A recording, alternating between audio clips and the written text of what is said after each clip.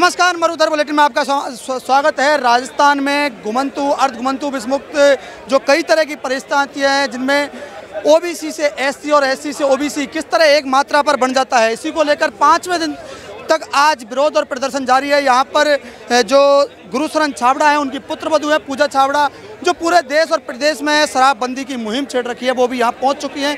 5वें दिन का आज का इनका आंदोलन है। 5वें दिन से आपका आंदोलन जारी है, आज भी आपका आंदोलन जारी है। क्या क्या मांगे हैं आपको? ये राजस्थान की घुमंतु जो जातियाँ हैं, जिनको शेड्यूल ट्राइब्स कहते हैं। कितनी जातियाँ हैं? ये कुल 53 जातियाँ हैं। भोपा, कालबेलिया, बागरिया, बंजारा, सांसी, कंजर, नट, भांड, मिरासी, पारदी, ऐसे करके 52-53 जातियाँ राजस्थान के विभिन्न जिलों में निवास करती है और करीब करीब 65 लाख की आबादी का समाज है ये। मगर आज भी ये समाज अपनी मूलभूत व्यवस्थाओं के लिए तरस रहा है। कहने का मतलब पीने के पानी की व्यवस्था इनकी बस्तियों में नहीं है, रहने के लिए घर नहीं है, घर बनाए तो पट्टा नहीं है, जहाँ बैठे वो चरागा ज़मीन वन भूमि है या शहर डिपार्टमेंट है या जेडीए नगरपालिका की ज़मीन है। आए दिन इनकी बस्तियों को उजाड़ दिया जाता है। सरकार कई बार वादे करते कि हज़ारों लाखों पट्टे हमने दे दिया, मगर इनके घरों तक सरकार की जो मशीनरी है वो नहीं जाती है। हमें कहाँ रह जाती है? सरकार कहती है हमने दे दिया, आप कह रहे हैं नहीं पहुँच रहे।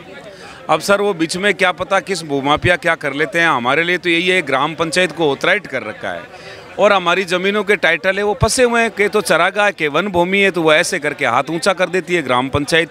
वो हमारे परिस्थिति प्रस्ताव बना के भेजती नहीं। जब तक ग्राम पंचायत इन जातियों के प्रति इनकी बस्ती को शुद्धिकरण करने के लिए जब तक प्रस्ताव नहीं भेजेगी ना, तब तक इन समाज का भला नहीं होगा। कहने का मतलब तो हमने कई बार मिले हैं, जिला कलेक्टरों से मिले हैं, एमएलए से मिले हैं, मंत्रियों से हम मिले हैं, मगर हमारे ज्ञापन को लेके कच्ची टोकरी में डाल दिया जाता है। और अभी भी मैंने पूरे राज्य स्तर का हम लोगों ने दौरा किया है। मैं 3 बजे तक तो पहले घुमंतु बस्तियों में जाता था, शाम को कलेक्टर से मिलता था, मीडिया से भी अरूबरू होता था, मगर उसका रेफरेंस हमारे को नहीं मिला।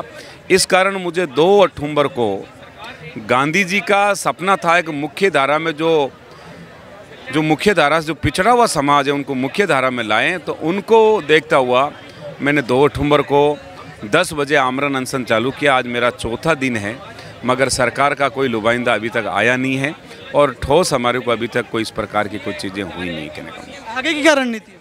आगे रणनीति आज मैं 1 बजे गांधी जी पगडंडी यात्रा हम लोग करेंगे, क्योंकि ये जो आंदोलन है पूरा शांतिपूर्वक है और गांधी जी के करकमलों द्वारा हमारा ये आमरण अनशन है। तो 1 बजे तो हम लोग गांधी जी की वो पगडंडी यात्रा करेंगे। फिर कल मैं राजस्थान से करीब 20,000 घुमंतु जातियों के लोग अपना डेरा डांडा, अपने कुत्ते बलि सबके साथ पूरा क्योंकि हमारे पास तो कुछ है ही नहीं, तो बड़ा जकेरा लेके और हम सीएम हाउस तक जाएंगे। जो पूरे देश और प्रदेश में शराब के लिए लड़ी, आज घुमंतु समाज के लिए भी इनके आंदोलन पर साथ पहुंच चुकी है। मेरे साथ है पूजा छाबड़ा, जो कि गुरुशरण छाबड़ा जी की पुत्रवधू है। पूजा जी, आज आप इनके आंदोलन स्थल पर पहुंच चुकी है। हालांकि आपका जो भी आंदोलन हुआ है सफल हुआ है। शराबबंदी के लिए आपने बरसों से आंदोलन किया है। हालांकि इस स्टेज पर आप लेकर आएंगे कि आज 8 बजे राजस्थान में शराब की दुकानें बंद हो जाती है। घुमंतु समाज के साथ आप दिखाई दे रही हैं, आज क्या मांगे हैं?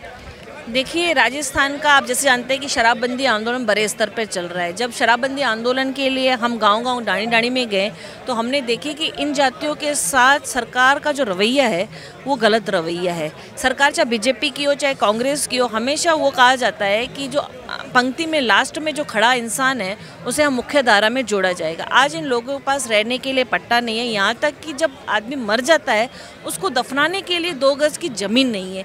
और सरकार ने इनकी बस्तियों के बाद शराब के ठेके खोल दिए गए। जब तक इन लोगों को इस बुराई से दूर नहीं किया जाएगा तब तक ये लोग जागरूक नहीं होंगे। इन लोगों को जागरूक करके आज रतन जी, गीता जी, नारायण जी, बोपा जी और इनकी 53 जातियाँ हैं जिन्होंने जागरूक होकर पहली बार 75 साल में पहली बार इन्होंने अपनी मांगों को लेकर यहाँ पर धरना प्रदर्शन दिया है। आज तक इन्होंने राजनीतिक पार्टियों के झंडे उठाए, कभी इन्होंने अपने लिए खुद की मांगों के लिए धरना प्रदर्शन नहीं किया, लेकिन पहली बार इतिहास में ऐसा हो रहा है कि अपनी मांगों को लेकर यहाँ पर बैठे हुए हैं और अनशन पे बैठे हुए। अनशन की क्या ताकत होती है और क्या अहमियत होती है वो मैं अच्छी तरह समझती हूँ। मैं उम्मीद करती हूँ कि अशोक गहलोत जी जो मुख्यमंत्री हैं, गांधीवादी मुख्यमंत्री हैं, वो इनकी भावनाओं को समझेंगे और ये जो समाज बैठा हुआ है वो समाज के लिए खुद कहते हैं कि गांधी जी का मिशन है कि अंतिम छोर के व्यक्ति को हमें मुख्य धारा के जोड़ना है। और आज अंतिम छोर का जो व्यक्ति है उसके लिए आप अभियान चला रहे हो अधिकारियों से, मंत्रियों से, गांव-गांव, डाणी-डाणी में। वो लोग तो यहाँ बैठे हुए हैं जयपुर में 4 दिन से जब यहाँ बैठे हुए हैं तो सरकार इनकी क्यों नहीं सुन रही? तो सरकार की कहीं ना कहीं कथनी और जो करनी है उसमें फ़र्क नज़र आ रहा है। मैं आपके चैनल के माध्यम से सरकार से ये विनती करती हूँ, ये आग्रह करती हूँ, ये आप सबके ही लोग हैं।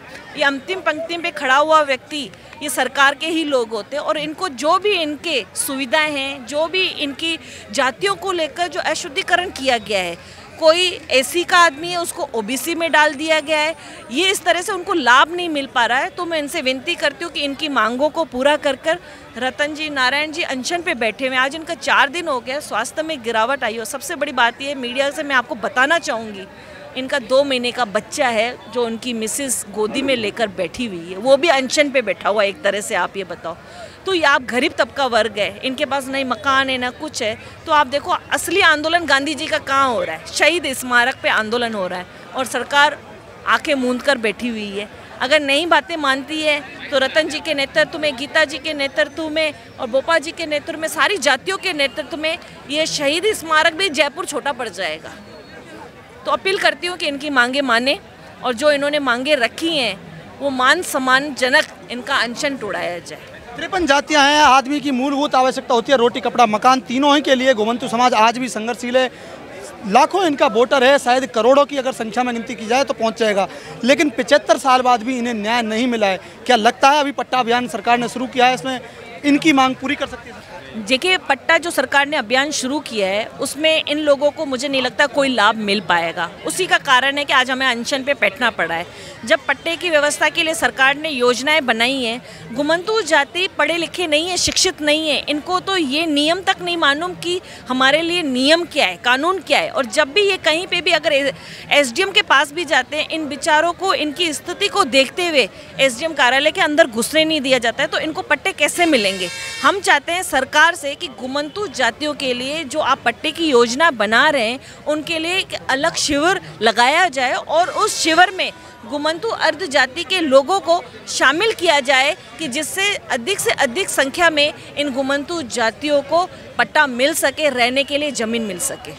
तो ये मेरे साथ रही पूजा छाबड़ा, जिन्होंने बताया कि अधिक से अधिक संख्या में यहाँ लोग मौजूद हैं, घुमंतु समाज के ये सभी लोग हैं। इनकी जो मांगे हैं सरकार को पूरी करनी चाहिए। शहीद स्मारक पर ये लोग बैठे हैं और गांधीवादी तरीके से यहाँ आंदोलन कर रहे हैं। आप जो देख रहे हैं सभी घुमंतु समाज के लोग हैं, इनकी सभी की ये मांग है क्योंकि इनके पास आज आज़ादी के 75 वर्षों के बाद भी न रहने के लिए मकान है, क्योंकि आदमी की मूलभूत आवश्यकता होती है रोटी, कपड़ा, मकान। जब ये अपनी मांगों को लेकर एसडीएम कार्यालय के पास जाते हैं तो इन्हें कार्यालय के अंदर नहीं घुसने देता। ये सब हम देखते हैं, लेकिन आज ये सब यहाँ बैठे हैं। सरकार कह रही है कि हम मंदिर माफी हर व्यक्ति की जो आवश्यकता है उसको पूरा करने के लिए हर तरह से हर संभव प्रयास करेंगे, लेकिन ये सभी लोग यहाँ बैठे हैं। आप देख रहे हैं कि किस तरह से इनकी मांगे है, अभी तक सरकार ने नहीं मांगी है। क्या मांगे बाबा? हमारे मांगे थे हल्दू घाटी रहूँ मैं कदमाल, मैं पंचायत में गोगुंडा तहसील वडगाम, मेरा कोई कार्रवाई नहीं करी रहा हुकम। मेरे अच्छा मकाम डडो लाग रहा मकाम डडो दीदा हुकम, मैं तो हो वर्रे वाला हूँ, मेरा रूखना तोड़ के। क्या मांगे?